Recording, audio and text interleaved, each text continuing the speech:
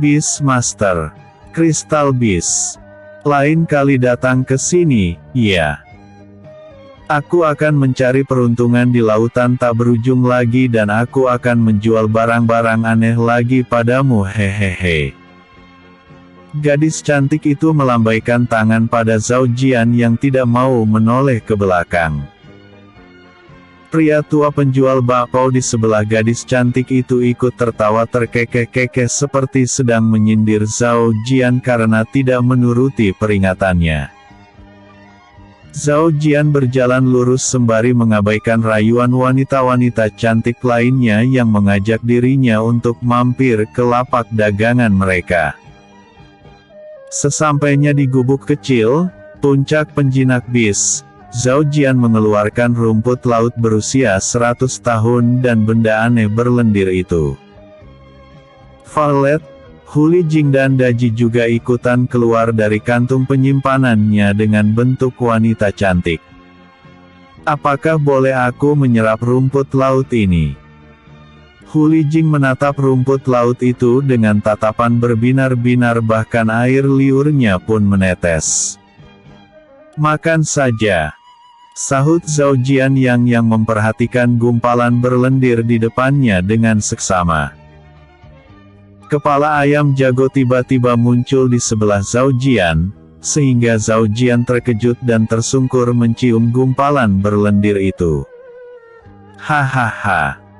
Huli Jing tertawa terkekeh-kekeh, sedangkan Violet dan Daji hanya tersenyum sembari menutup mulut mereka dengan tangan. Kenapa tuan kita malah membenamkan wajahnya ke benda berlendir menjijikkan itu? Tanya ayam jago kebingungan. Zhao Jian sangat kesal dan terlintas di benaknya untuk menyembeli ayam jago karena ia adalah bis pembawa sial, karena gara-gara dia tadi pagi ia harus bertarung melawan bis Phoenix milik penatua Xiao Xi dan kini malah membenamkan wajahnya di benda berlendir yang sangat menjijikkan. Ini. Zhao Jian terkejut di keningnya benda keras seperti kristal. Dia kemudian mengambil benda mirip kristal tersebut dan tercengang, ternyata itu adalah kristal bis seukuran kelereng.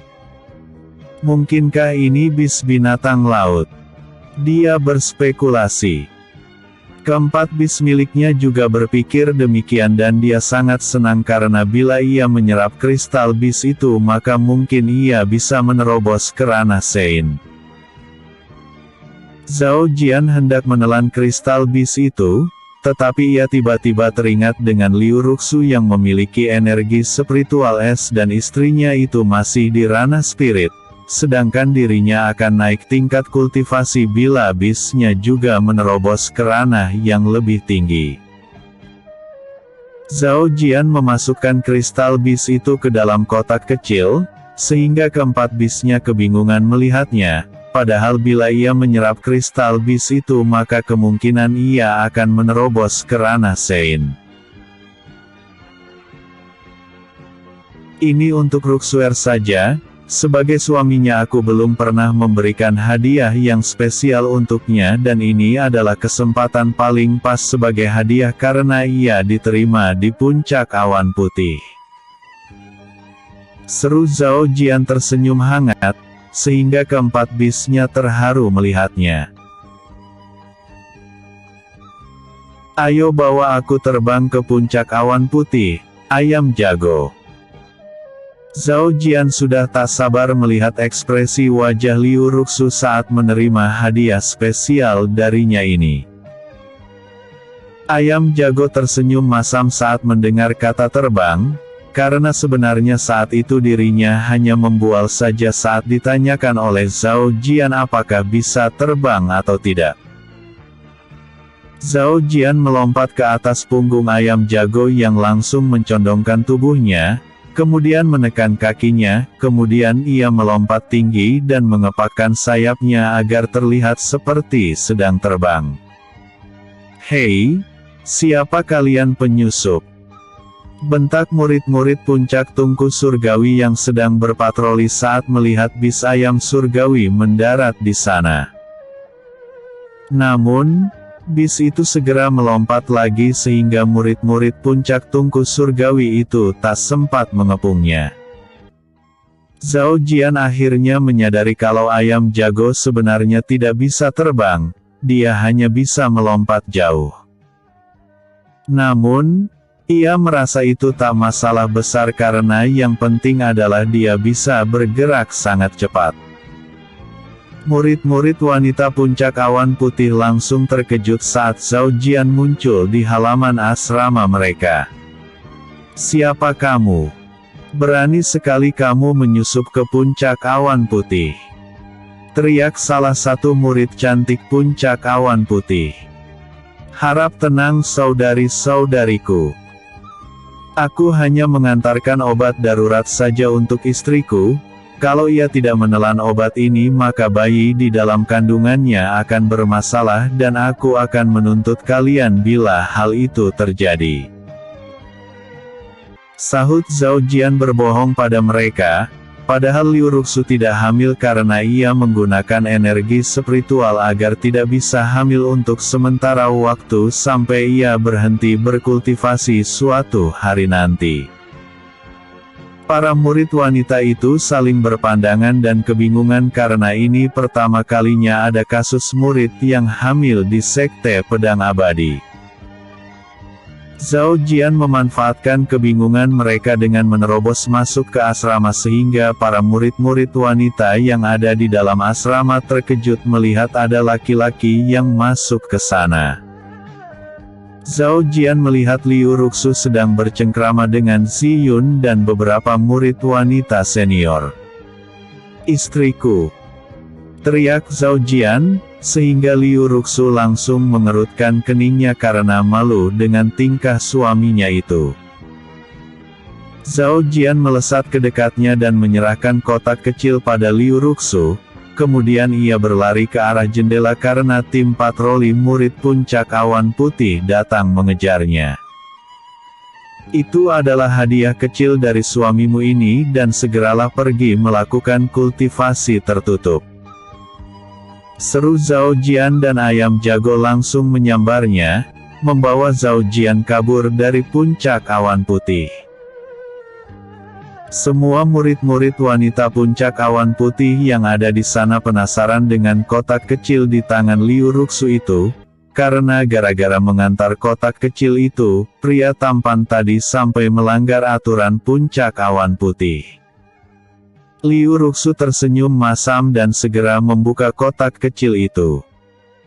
Dia terkejut melihatnya, sehingga butiran air mata membasahi pipinya dan seulas senyum terpancar dari sudut bibir gadis cantik tersebut. Episode sebelumnya. Wanita penjual barang-barang aneh. Episode berikutnya. Ledakan di puncak penjinak bis.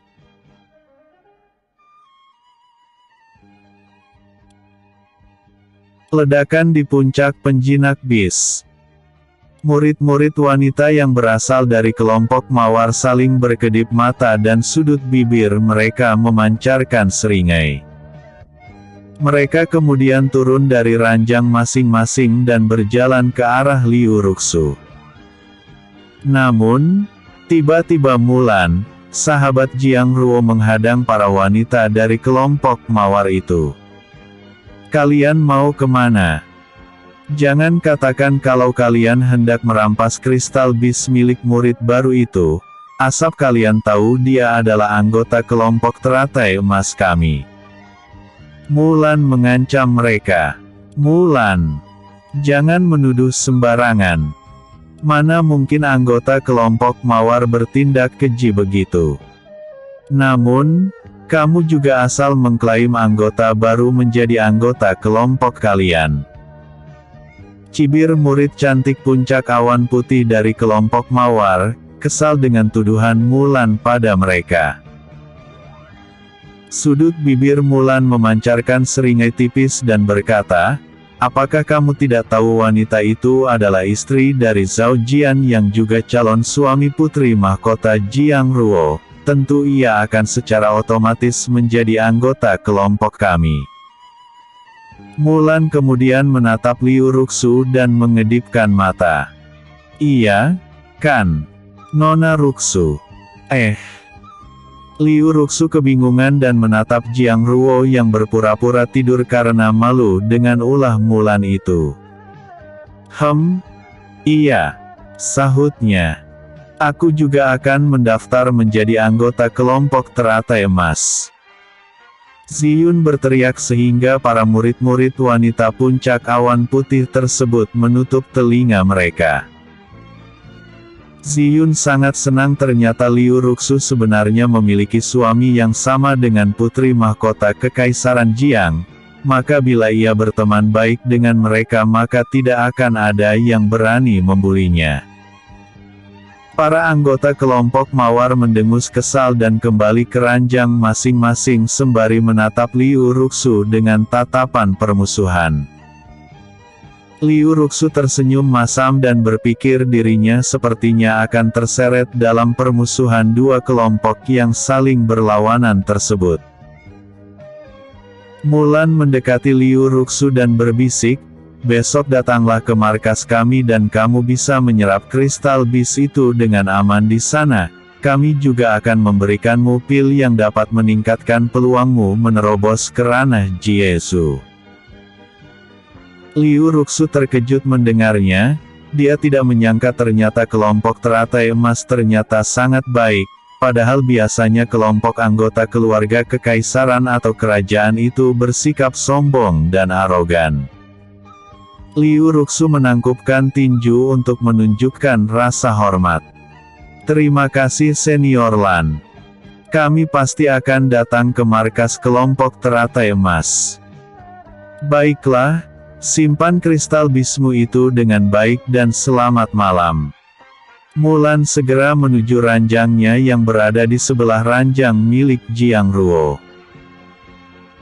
Zhao Jian hampir mencapai puncak penjinak bis, tetapi tiba-tiba dinding es muncul di depannya sehingga ayam jago menabrak dinding es itu dan wajah Zhao Jian pun mencium dinding es itu, sehingga hidungnya mengeluarkan darah. "Sial! Siapa yang bernyali tinggi yang berani menyerang murid puncak penjinak bis ini?" bentak Zhao Jian sembari menyeka darah yang keluar dari hidungnya. Wanita cantik yang mengenakan pakaian serba putih dan jubahnya berkibar diterpa angin lembut di bawah sinar bulan, menatap sinis pada Zhao Jian. Zhao Jian menyapa penatua puncak awan putih. Zhao Jian segera menangkupkan tinju dan menundukkan wajahnya karena wanita cantik yang melayang 10 tombak dari permukaan tanah puncak awan putih itu ternyata Penatua Su Bimbing, orang terkuat kedua di Sekte Pedang Abadi. "Dasar murid berandalan tak tahu aturan. Beraninya kamu masih berpura-pura tidak bersalah setelah memasuki puncak awan putih tanpa izin lebih dulu," cibir Penatua Su Bimbing. "Ikut denganku. Kamu akan dihukum sesuai dengan aturan yang berlaku." Namun, tiba-tiba bis Phoenix menukik dari langit, sembari memuntahkan bola api sehingga murid-murid pelataran luar yang ada di lembah terkejut melihatnya dan mengira ada musuh yang menyerang puncak penjinak bis. Penatua Su Bimbing mengerutkan keningnya sembari menengadah menatap ke arah kobaran api yang melesat ke arahnya. Dia menghunus pedangnya dan mengayunkan pedang tersebut, kemudian bongkahan es berbentuk kerucut melesat ke langit menabrak bola api Phoenix tersebut. "Lindungi aku Valet!" seru Zhao Jian, karena kedua penatua yang bertarung ini memiliki basis kultivasi ranah Sein, sementara dirinya hanya ranah Tianzun saja. Ledakan energi spiritual hampir mengenai Zhao Jian, sehingga Penatua Su Bimbing terkejut. Penatua Xiaoxi tidak berusaha menyelamatkan muridnya yang berada di area terdampak dari ledakan energi spiritual tersebut. Sayap kupu-kupu membalut tubuh Zhao Jian, sehingga Penatua Su Bimbing terkejut melihat kemunculan bis kupu-kupu ranah Sein tersebut. Bagaimana bisa murid ini melakukan kontrak jiwa dengan bis yang memiliki basis kultivasi lebih tinggi darinya? Apakah dia juga pemuda abnormal lainnya? Maksud Penatua Subimbing adalah seperti Lucia Oran yang merupakan mantan tunangan Jiang Ruo yang dapat mengalahkan musuh dengan basis kultivasi 2 tingkat di atasnya. Penatua Xiaoxi yang mengenakan pakaian serba merah dan berambut merah, serta berdiri di atas punggung bis Phoenix menyeringai jahat menatap Penatua Subimbing. Berani sekali kamu menyakiti murid kesayanganku ini. Apakah kamu cemburu puncak penjinak bis kami memiliki murid terkuat di sekte pedang abadi? Hahaha.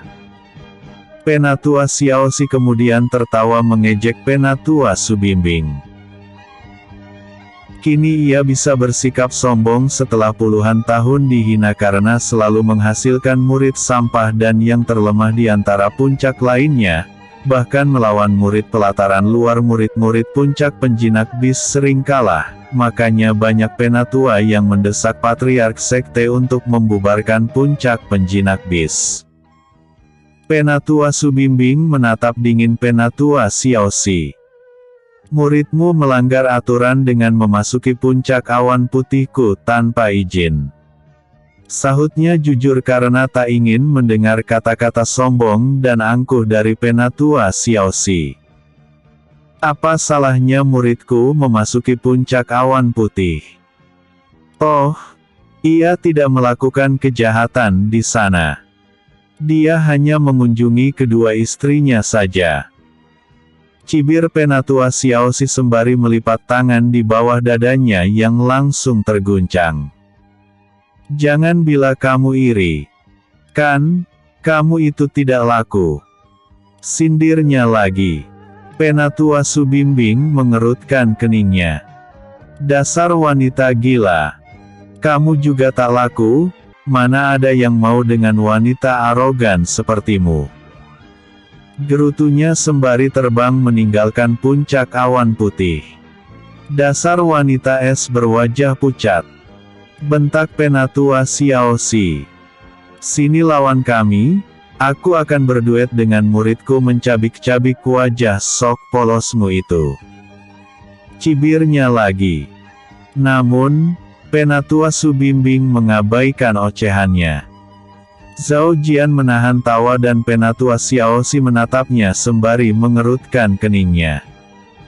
Apakah ada yang lucu? Zhao Jian buru-buru menggelengkan kepala dan menangkupkan tinju. Maaf Penatua Si membuatmu harus berhadapan dengan Penatua Subimbing.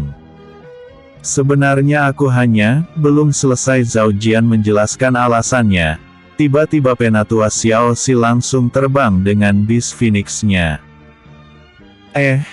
Aku diabaikan. Gumamnya sembari melompat ke punggung bis ayam surgawi, dan mereka langsung menuju gubuk miliknya.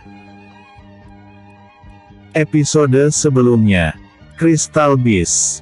Episode berikutnya, pesan dari Istana Kekaisaran Jiang. Beastmaster. Pesan dari Istana Kekaisaran Jiang. Zhao Jian berkultivasi di gubuknya dan tidak keluar dari sana selama 5 hari. Namun, ia tetap tidak merasakan kemajuan dalam kultivasinya. Sepertinya aku baru bisa menerobos ke ranah lebih tinggi bila bisku naik tingkat kultivasi lebih dulu. Gumam Zhao Jian berhenti berkultivasi. Senior Jian, ada gulungan pesan untukmu, sepertinya dari Istana Kekaisaran. Junior Zhao Jian di puncak penjinak bis mengetuk gubuknya.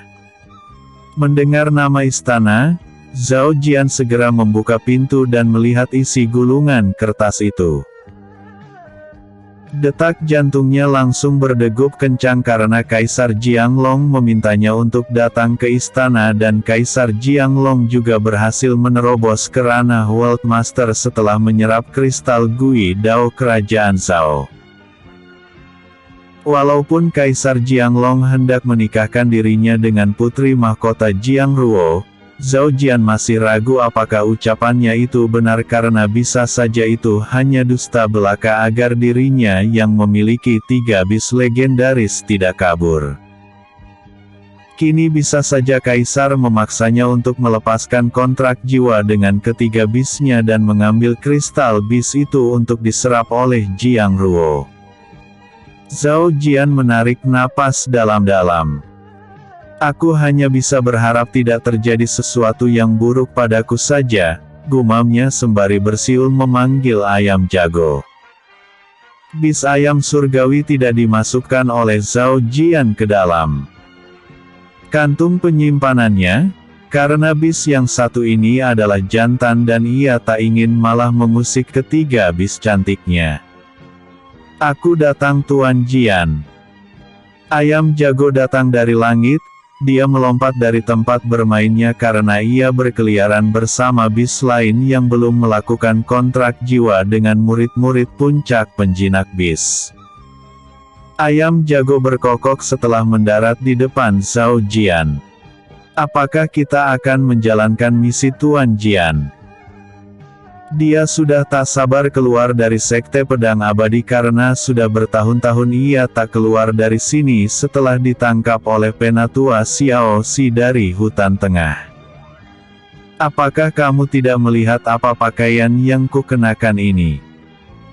Sahut Zhao Jian yang mengenakan huafu berwarna emas, sehingga ia terlihat seperti pangeran tampan yang pasti akan menjadi rebutan wanita bangsawan. Ayam jago menggelengkan kepala karena dirinya hanya binatang spiritual yang tidak mengerti budaya manusia. Lupakan saja, ayo bawa aku keluar dari sekte. Sahut Zhao Jian karena ayam jago malah kebingungan dengan seruannya. Asia APP Tuan Jian. Ayam jago segera melompat dari puncak penjinak bis dan mendarat di luar gerbang pelataran luar Sekte Pedang Abadi atau mereka langsung berada di pinggiran ibu kota Kekaisaran Jiang. Ayam jago sangat senang sekali akhirnya keluar dari penjara yang bernama puncak penjinak bis tersebut. Terlintas dalam benaknya untuk kabur, akan tetapi segel kontrak jiwa yang melekat padanya langsung aktif, sehingga ia merasa jantungnya seperti disayat-sayat pisau dan ia pun buru-buru membuang niat buruknya itu. Kenapa kamu menghela napas panjang? Apakah kamu tak suka dengan keramaian kota ini? Zhao Jian keheranan. Tidak Tuan Jian. Aku hanya terharu saja karena akhirnya menginjakan kaki juga keluar dari Sekte Pedang Abadi. Sahut ayam jago berkilah. Oh, ya. Kemana lagi kita pergi Tuan Jian? Lurus saja ikuti jalan utama ini. Kata Zhao Jian karena di ujung jalan utama ini adalah istana Kekaisaran Jiang. Gadis-gadis muda kota Yunzun langsung terpana melihat pemuda tampan yang mengenakan huafu berwarna emas melintas di dekat mereka. Mereka menebak pemuda tampan itu adalah anggota keluarga Kekaisaran Jiang, tetapi mereka bingung tak ada pengawal yang mengawalnya padahal anggota keluarga Kekaisaran biasanya dikawal oleh prajurit militer. Para penunggang kuda, kereta kuda segera menepi dan membiarkan Zhao Jian lewat lebih dulu. Zhao Jian sendiri memerintahkan ayam jago untuk berjalan santai saja, karena bila ia melesat dengan kecepatan tinggi maka itu bisa mengakibatkan kecelakaan lalu lintas menabrak pejalan kaki atau kereta kuda. Apakah kita masuk ke dalam Tuan Jian? Bukankah ini istana yang sangat mewah? Ayam jago berhenti di depan gerbang masuk istana. Kamu tunggu aku di kandang kuda saja, nanti aku akan menjemputmu saat selesai menjumpai kaisar. Sahut Zhao Jian turun dari punggung ayam jago. Rawat dia dengan baik. Serunya pada prajurit yang menyambut kedatangannya. Baik Tuan Muda Jian, sahut prajurit itu sembari membungkukkan sedikit wajahnya dan menangkupkan tinju untuk menunjukkan rasa hormat.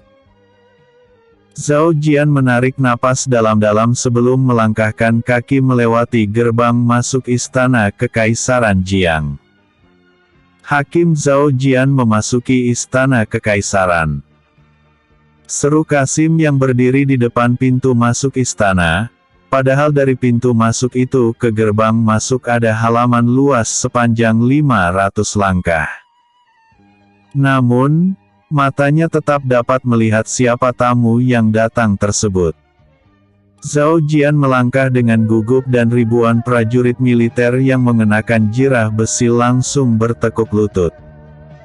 "Selamat datang Hakim Jian," sapa mereka serentak, sehingga Zhao Jian bertambah gugup padahal ia pernah disambut seperti ini oleh pengawal naga surgawi kerajaan Zhao. Namun, entah mengapa sambutan prajurit kekaisaran malah membuat bulu kuduknya berdiri. Episode sebelumnya, ledakan di puncak penjinak bis. Episode berikutnya, jamuan makan di Istana Kekaisaran. Beastmaster. Jamuan makan di Istana Kekaisaran. Zhao Jian terkejut melihat Zhao Tian dan ketiga saudaranya ternyata ada di Istana Kekaisaran Jiang juga, bahkan beberapa penatua juga turut hadir, begitu juga dengan para pejabat tinggi kekaisaran serta para jenderal. Apakah topik pertemuan ini adalah membahas pernikahanku dengan putri mahkota? Gumam Zhao Jian berspekulasi sembari mengikuti Kasim yang memandunya menuju meja makan panjang, dan di ujung meja itu kaisar duduk. Dia sedang berbincang-bincang dengan Zhao Tian saat ini.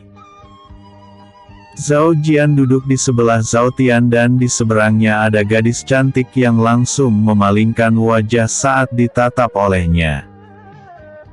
"Cantik sekali, sepertinya aku pernah melihatnya di puncak awan putih."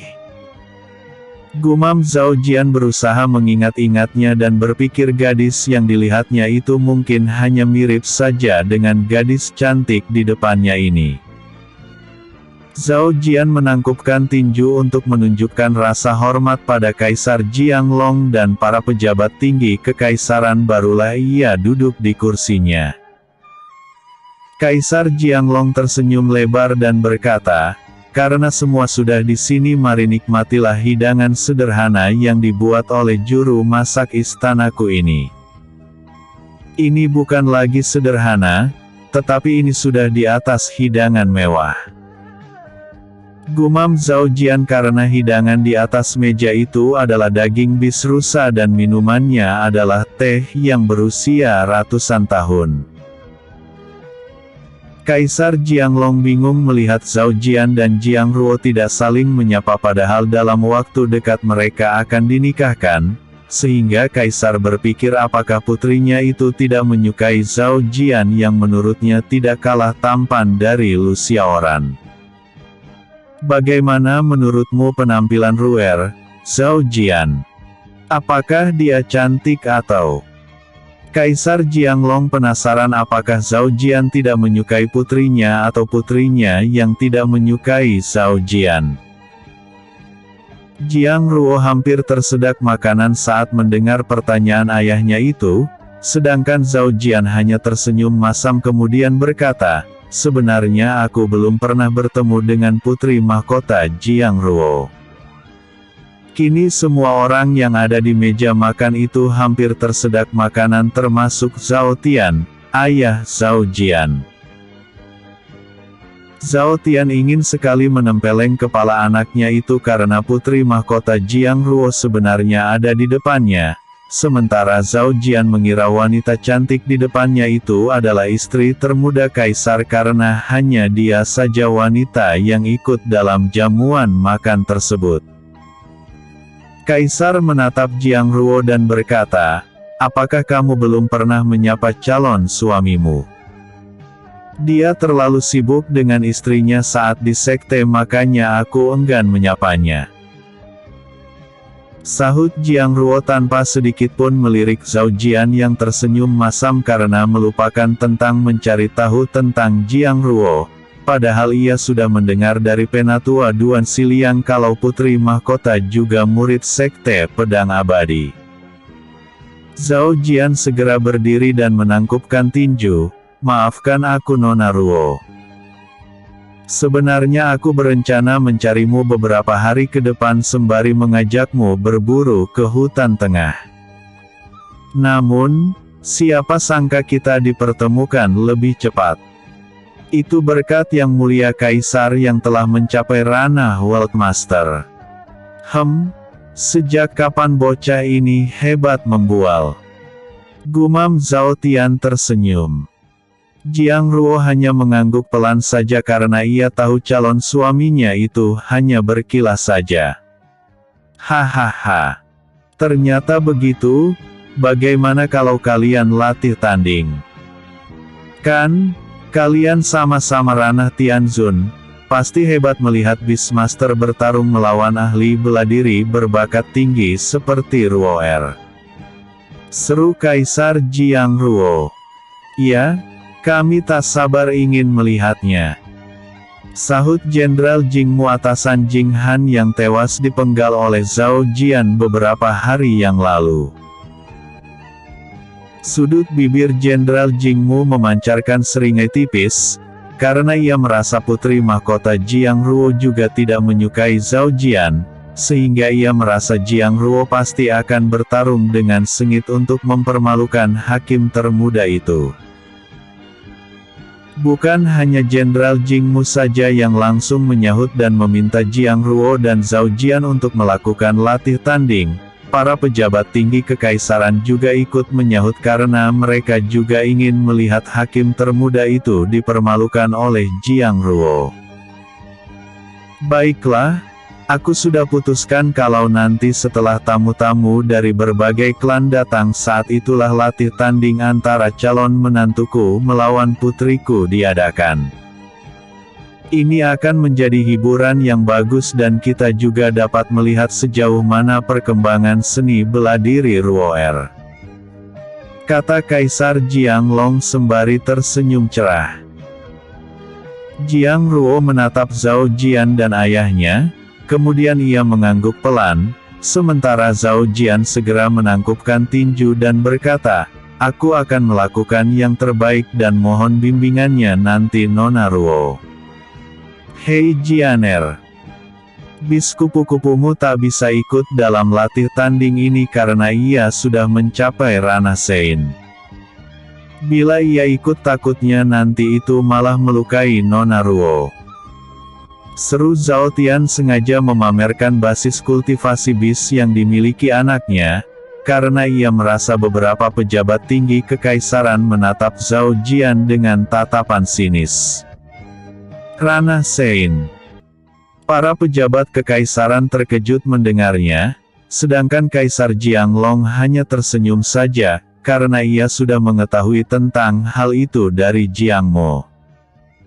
Pantas saja bocah ini sangat arogan, ternyata bisnya sudah mencapai ranah Sein. Gumam Jenderal Jingmu. Sepertinya bocah ini akan semakin merepotkan untuk dihadapi. Pikirnya lagi karena ia yakin Zhao Jian akan mengusik antek-anteknya yang lain, karena Zhao Jian itu masih naif dan menjunjung keadilan konyol yang ia agung-agungkan. Patriark Sekte Pedang Abadi yang juga Menteri Urusan Istana Kekaisaran langsung menyadari kalau banyak pihak-pihak yang tidak suka dengan Zhao Jian, sehingga ia langsung menggelengkan kepala. Sepertinya aku harus meminta Penatua Xiaoxi untuk mendisiplinkannya agar tidak terlalu mengusik orang-orang gila ini. Gumamnya.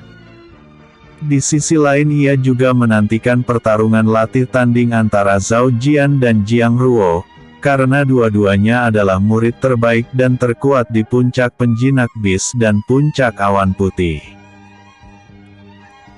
Episode sebelumnya, Pesan dari Istana Kekaisaran Jiang.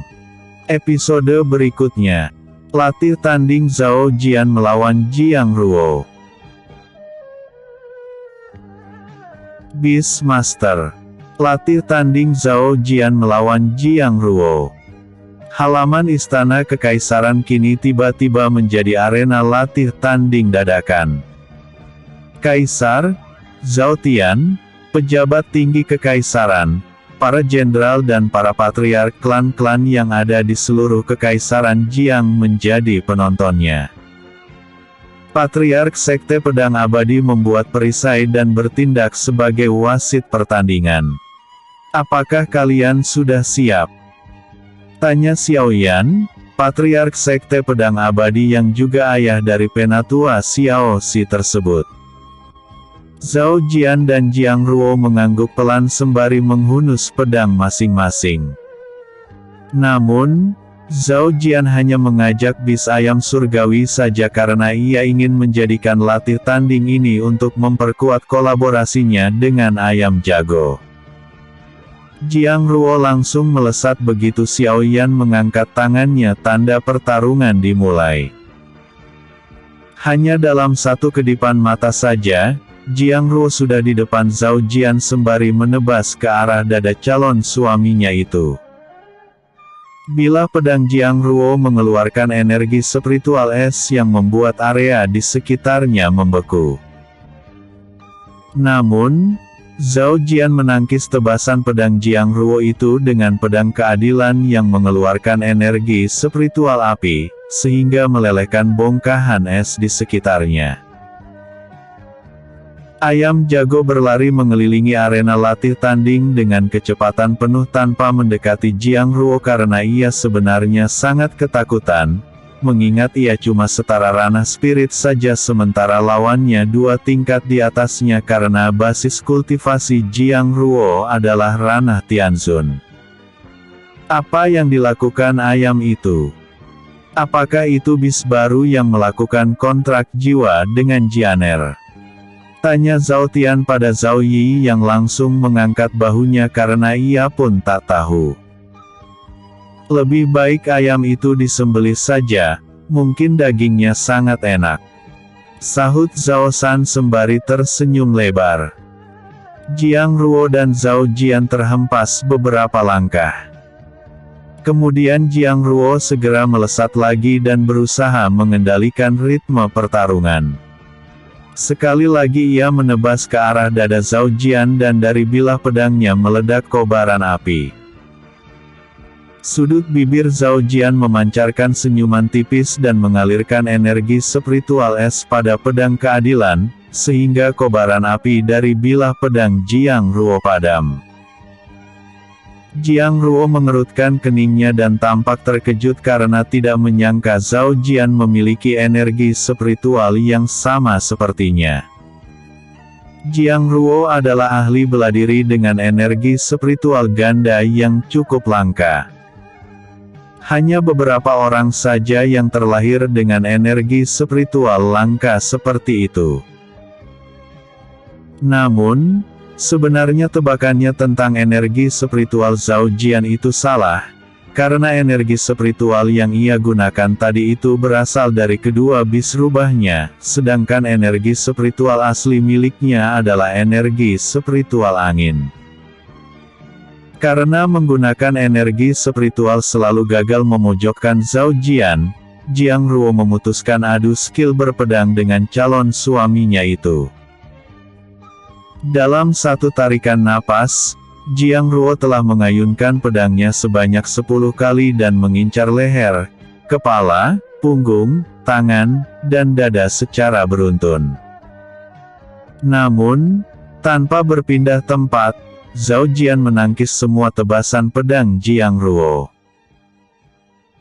Kaisar Jianglong menggelengkan kepala karena sudah dapat menebak akhir pertarungan itu, sehingga Jiang Ruo tampak gelisah karena merasa dipermalukan, padahal dirinya adalah jenius langka yang dipuja-puji oleh para bangsawan dan orang-orang di sekitarnya.